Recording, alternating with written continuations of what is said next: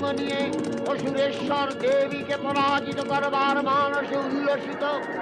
দেবীর বাহন সিংহরাজ দাবাগ্নির মতো সমস্ত রণক্ষেত্রে শত্রু নিধনে দুর্নিবার হয়ে উঠল। নানা প্রহরণধারিণী দেবী দুর্গা মধুপান বিস্তার করলে।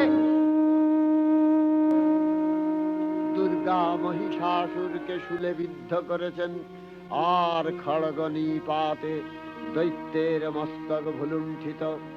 তখন অসুর নাশিনী দেবী মহালক্ষ্মীর আরাধনা গীতি সুষমা দেবা পৃথিবীতে পরিব্যাপ্ত হল।